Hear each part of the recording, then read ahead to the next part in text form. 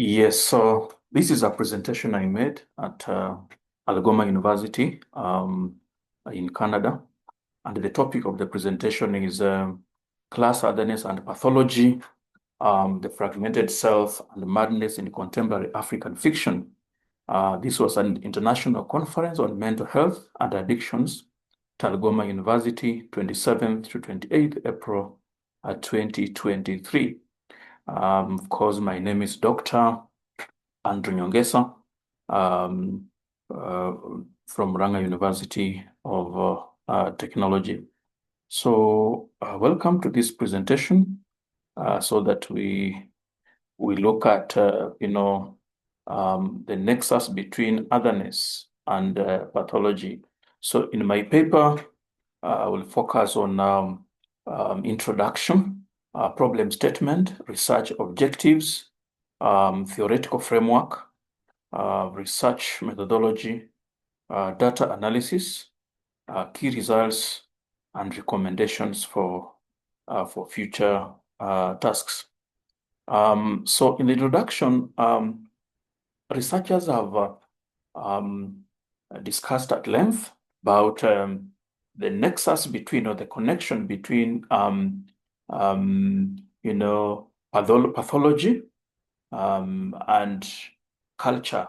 There are some who think that mental health issues arise from cultural issues, but others feel that mental health issues are hereditary, that people are born down with mental health issues, that they may run down the family line. But others feel that the cultural environment in which we live determines our mental health issues. So, so those who feel that mental health is hereditary, including Thomas Saz, Thomas Saz, 1991, who says that the source of dysfunction is located purely within the patient rather than culture. That therefore, a person who suffers from mental health issues, that basically these things arise from within themselves. Maybe by nature they have a personality that makes them vulnerable to fear, or they have genes that subject them or make them vulnerable to that condition. Then Bernard Hart says that madness is a severe mental disturbance, where the mind is completely withdrawn from participation of conventional life. According to Max Bide, um, um, the responsibility for treatment and stigmatization of mental health, the victim is just a coward that mostly weaknesses such as fear, weaknesses such as fear, they just subject this person to mental health issues. And of course, you have personality types like melancholy and phlegmatic, which are very fearful by nature. And you see, temperaments are aspects of life, are aspects of humanity that are hereditary. So according to Max Bide, Bernard Hart, and Thomas Saz, these conditions are hereditary.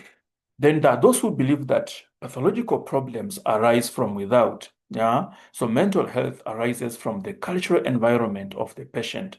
And one of them is John Anderson, 2008, who defines culture as what humans do politically, economically, and socially. And these things really affect, the lives of people.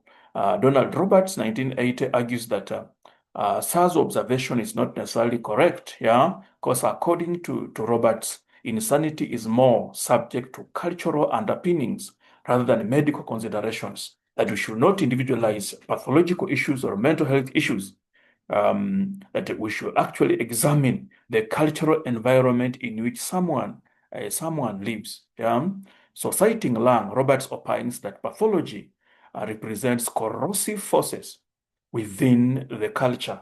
That when you see a lot of people with mental health issues, just examine the cultural environment in which of that particular community. Fanon belongs to this school of without, where she argues that mental health issues are associated with otherness. Fanon, in his work, Richard of the Earth, argues that otherness is a systematized negation of the other.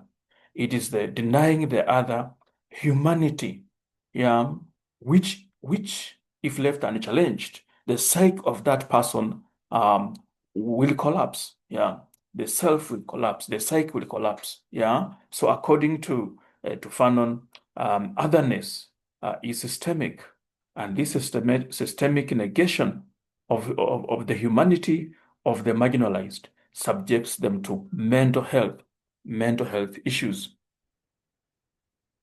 So otherness, what is otherness? According to Strazak 2008, otherness is basically stigmatization of difference. Yeah, it's when we stigmatize difference. Yeah, then we otherize that particular person, and Fanon limits othering to ideological and political strands. Yeah, but this study will extend it to class othering. So in this study, I argue that othering is not just about political, racial, and ideological, the way Fanon says. I extend it to class otherness. People can be stigmatized at various levels, even age. Sometimes we find children being otherized just because of their age, and it affects their mental health. By the way, I'm one person um, um, who believes in the society or the government um, trying to protect children rights, because sometimes we take advantage of our ages, yeah, to stigmatize children and subject them to mental health issues. It reminds me this book by John Ruganda, the way the character Odi is otherized by the father just because of his poor performance in class. And the father always talks about number 37 out of 40. And because of that, he stigmatizes Odi. And it causes traumatic experiences in Odi's life. And that is exactly what Fanon is talking about. That when the other or the marginal group is denied, yeah, is stigmatized because of their differences, yeah, their psyche will collapse and they end up with mental health issues. And so mental health, in my opinion, or in this study, yeah, does not arise from within. It should not be individualized. I believe the cultural environment in which one lives subjects them to mental health issues. Yeah. So Michel Foucault, for example, argues that madness is a social contract, yeah, a social construct. For example, the poor people in the 18th century Europe were branded mad and taken to mental asylums. Yeah? So sometimes madness is a social construct where people just feel because you do not behave like us, you do not speak like us, then you, eh, then you are stigmatized.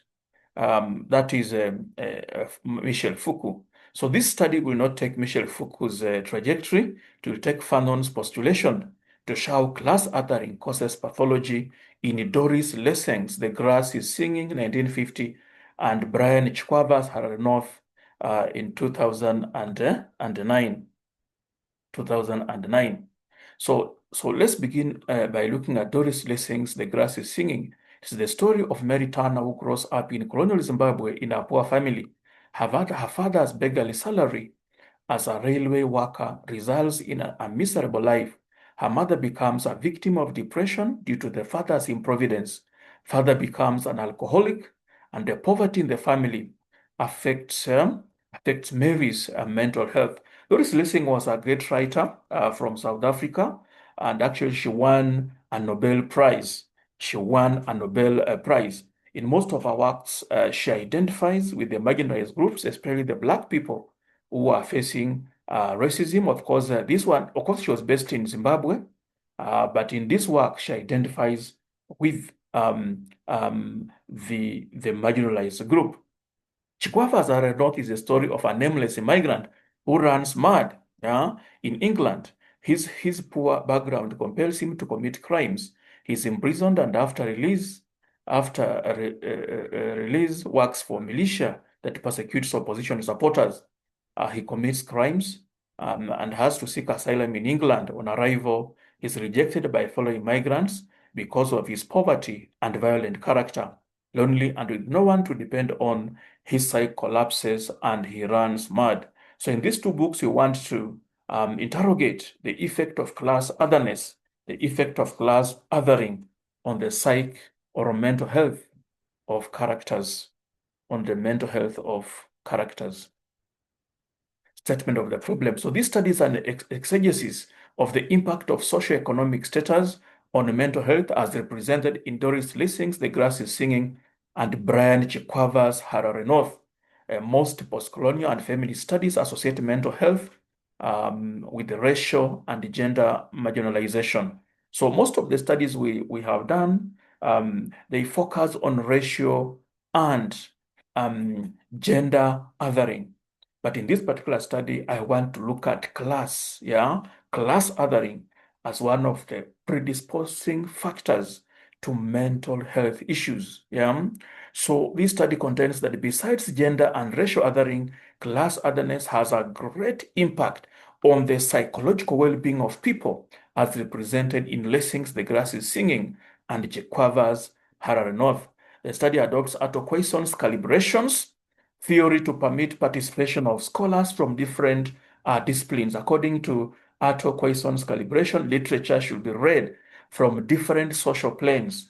That literature should not just be limited to literary theories, but literature should be read from different social planes, the social, the psychological, economic, and political planes. So that. We move on. Um, so um, so under that Arthur Poisson's calibration, we will look at theories like postcolonialism, where Fanon's book, The Question of the Othering and Madness, will be used to analyze the book. And then psychological theories will also be used. For example, the theory of an embodied self, Lang 1960, where Lang talks about people undergoing a split, between the mind and the body, and he talks about somebody who is called a schizoid. A schizoid has a mind which is alienated. He goes so much in the mind that he rejects bodily things that other people enjoy, such as games, such as music, such as sex. This person does not like them because he's so much mental that the self is only capable of doing mental operations. It can be even academic education. It can be music, can be something mental. Of course, it may be performing, writing poems, writing music, but he may not really enjoy it when it comes to parties and maybe things like playing games. They don't enjoy them. They criticize people most of the time. So the self is only capable of criticism, but it doesn't enjoy what other people really enjoy. So then we have Kohut and Wolf, 1978, who talk about the underestimated self. Underestimated self is a self which suffered so much in childhood. It suffered so much in childhood, and so in adulthood, it wants to stimulate itself through acts like masturbation, like addictions to alcohol, and even betting and all that. Then we have dissociative identity disorder by a number of scholars who talk about split personality and all that. Sometimes the self can have other selves after the split. Objectives of the study to interrogate the nexus between class otherness and schizophrenia.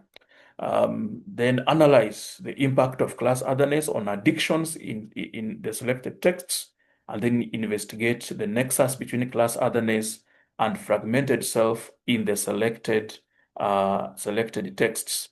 What are the key results? Now, after passing through the texts, this is what I found, that there is a nexus between class othering and schizophrenia.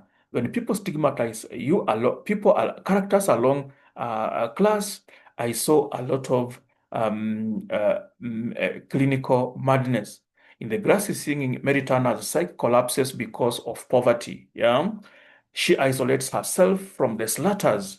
Those are the rich settlers because of her poverty. In fact, at one point, you see there's letters saying that Mary and her husband Dick, they live like pigs. And so, and she knows that attitude. She knows that segregative, discriminative attitude they have towards her. And that's why Mary refuses to have friends because they are poor. The husband Dick has struggled for a long time, but they have never made money. And so because of that, the people around her, like the slatters who are the white settlers, they are the fellow whites, yeah, they don't like Mary and Dick because of poverty. And how can you really live with people who call you pigs? You cannot. And so we cannot really blame Mary. It's the othering conditions.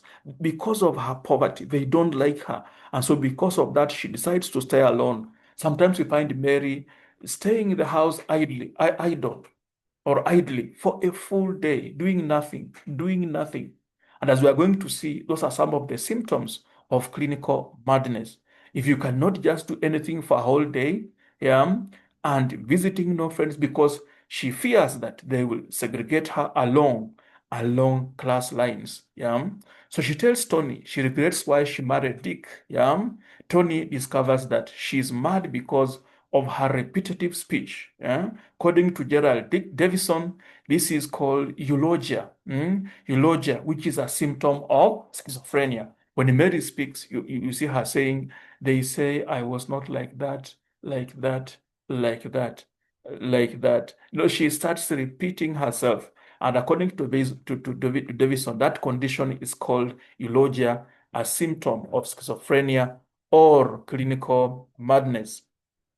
Similarly, in Harare North, the narrator's alienation and the crimes he commits stem from poverty. Yeah, he's rejected by Sakai, who does not want her to watch the TV. Yeah, and even Shingi and Alec, they throw her away. They throw him away.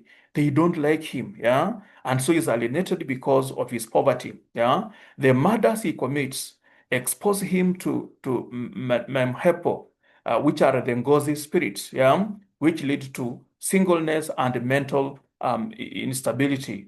In Zimbabwe, among the Shona, they believe that once you shed human blood, yeah, there are spirits called ngozi that actually possess you. But the murders and the guilt that he faces, yeah, because of what he has done, they have also exposed him to possession. And of course, in African culture, madness and possession are quite related. There is a nexus, there is an intersection between madness or what we call schizophrenia and spirit possession. So spirit possession is among, according to Cohen, spirit possession is common among the economically disadvantaged. So even the question of spirit possession also, there is a question of class otherness tied to spirit possession. Yeah, and there's a semblance again between the fragmented self or spirit possession and dissociative identity disorder. That is something we will look at later. So after Shingi rejects him, he starts experiencing hallucinations. Yeah, it's after Shingi has rejected him that he starts experiencing hallucinations, which are sensory experiences without stimulation from the environment. That is Heart chapter page 48. He sees coins coming down to hit him and all that. So the rejection that the narrator experiences, in England among his fellow Zimbabwean immigrants, subject him to alienation. And of course, as Hart says, schizophrenia is results from or is a total withdrawal from society. It's total withdrawal from society. So Tanaka Chidora describes the narrator's experience as the state of abjection defined as forms of existence that compel one into shame, disgrace, or debasement rendered beyond the limits of the livable. Yeah, that the kind of conditions migrant characters live in England expose them to what we call forms of existence beyond livable, forms of existence that are a disgrace or that are a debasement. Yeah, because these people are undocumented immigrants. The government does not like them, and sometimes they are attacked by the police, and they live a life of total rejection by reason of their class, by reason of their class. Another thing I realized is that class othering drives victims to addictions. Yeah, in a study on drug and alcohol dependence in the U.S. By Peter et al., yeah, addictions are individuals from economically disadvantaged backgrounds are very, very vulnerable to addictions. Yeah, that because of that loneliness and alienation and the deprivation. Yeah, these particular conditions predispose the poor and the destitute to addictions. Cohart and Wolf, 1978, yeah, um, describes it as the underestimated self. That because of the painful experiences in childhood, these people seek for stimulating experiences like masturbation, like addictions to do what? To avert boredom and pain. So we have, and pain. So we move on to the next slide. So in Harare North, we find two white people, Jenny and Deb. You know, and that's why we're talking about class. It's not about race. Othering is not just about race. Yeah. These are white people, Dave and Jenny, but they survive on social support from the state. And these are the people who introduce Shinki to abuse of hard drugs. They introduce Shinki to the abuse of, hard drugs. Yeah. Zuki and Koba uh, um, um, argue that substance abuse becomes an addictive disorder if the victim spends substantial amount of time on it at the expense of important activities. Yeah. So Shingi spends a lot of time just drinking and abusing hard drugs at a time when he's supposed to be working. Yeah. Shingi is busy taking these drugs. And so because of that, he loses the job. He loses the job at Parliament in Britain. Of course, Shinki is an immigrant character in England, but is undocumented. So the grass is singing. In the grass is singing, Mary's father is driven to poverty and becomes an alcoholic. That the major cause of the understimulated self in Mary's father is because of the poverty and destitution. Yeah, as a railway worker, he earns a little and cannot provide basic needs, including medical care for the family. So his sons die of dysentery. At least four of his sons die of dysentery, and their wife, that is Mary's mother, is always complaining, yeah, of his improvidence. And so this kind of life exposes um, Mary's father to alcoholism. As Cohard and Wolf observe, less stimulating conditions such as poverty cause the understimulated self. And we also have the fragmented self, which is a self in turmoil, a self that's fractured, a self that is seeking stability in a broken life. That is Gray et al. 124. For Lang, this self is called the unembodied self. Yeah? This is a self that evades direct participation, and it is only remains it only has the capacity to criticize. Yeah. So in Harare North, we find the narrator as a victim of an embodied self because he avoids direct participation in life. And this is symbolized through a long period of singleness and asexual attributes. Asexuality and long periods of singleness, according to psychological studies, is a sign, it's a symptom of the unembodied self. And you find the narrator, he only dreams about the mother. He has never decided to get married. And when he wants to make love, sometimes he goes to on the street, yeah, to look for street girls, yeah. So for example, he criticizes Paul's marriage and Shingi, but he fears but they fear women, yeah. The narrator has no relationship with the opposite sex, but only dreams of his mother. So these lack of stable relationship with the opposite sex are a symptomatic of the unembodied self. Um, Mary also lacks out of interest in romantic relationships, yeah, because of the father's poverty and the way he used to treat the mother, yeah. Mary hates relationships with the opposite sex. At the age of 30, she realizes that all her age mates are married and settled. And so Mary decides now to rush into a relationship, yeah, without any plan and ends up marrying the wrong person. Yeah.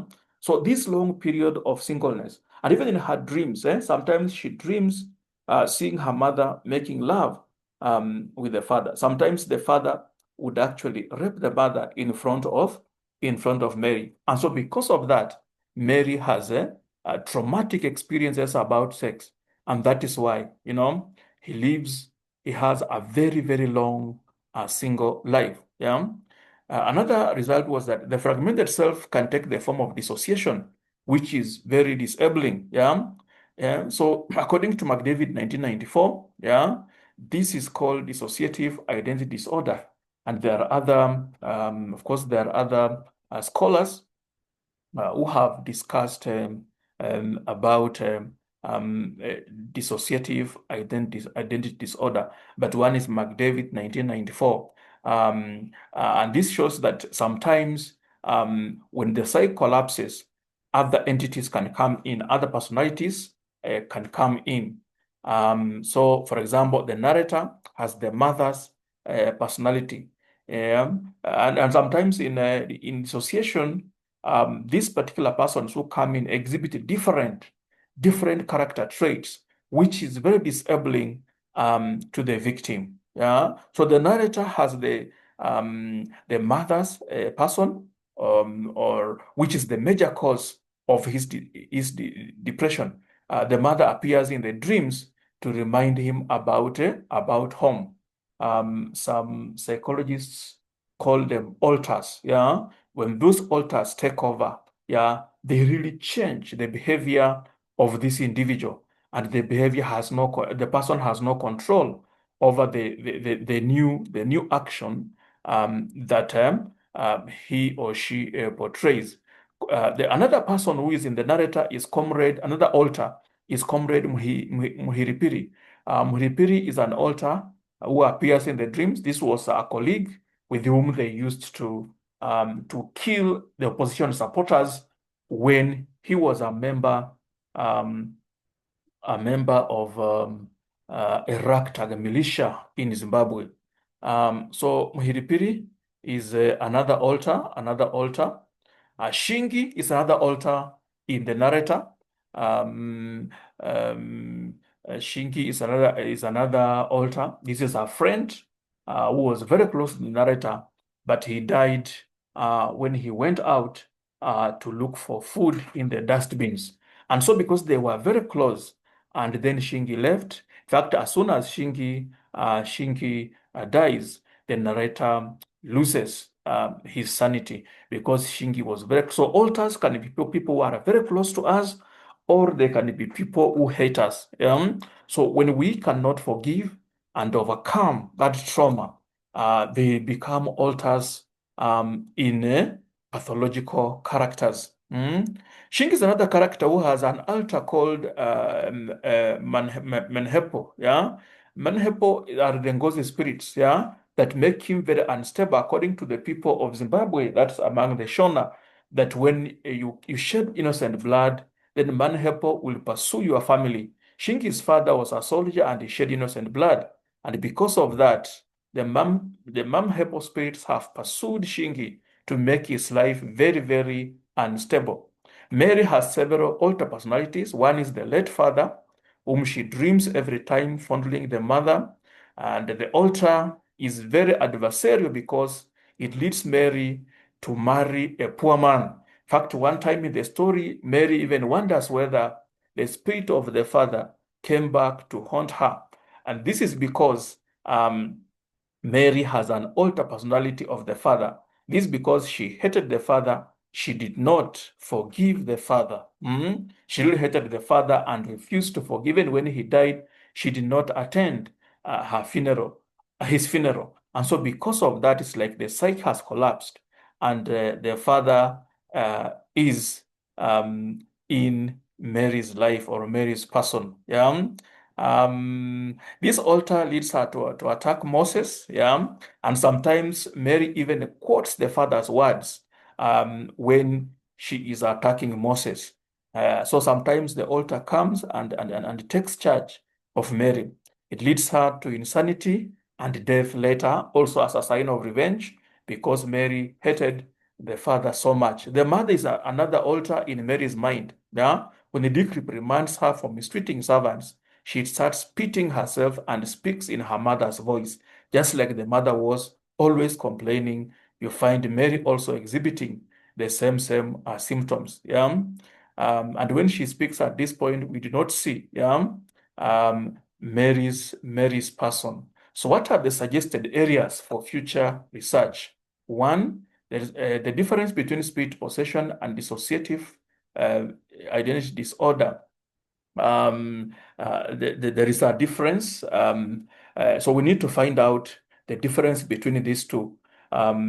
Is spirit possession also dissociative identity disorder? Because both of them exhibit, the presence of another person besides the primary self. Yeah. So we need to find out. We want to suggest that we need more studies on these two. Is Mary possessed by the spirit of the Father, or is just another personality, another alter personality that exhibits characteristics of the Father?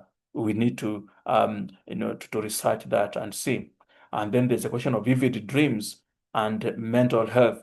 That there's a nexus between vivid dreams and mental health. Mary constantly dreams about the late father and the late mother, and you can see at the end she runs mad before she's killed by Moses. What's the nexus between our dreams and our mental health? Shingi, not Shingi. This is the narrator also dreams about Shingi and sometimes even experiences hallucinations.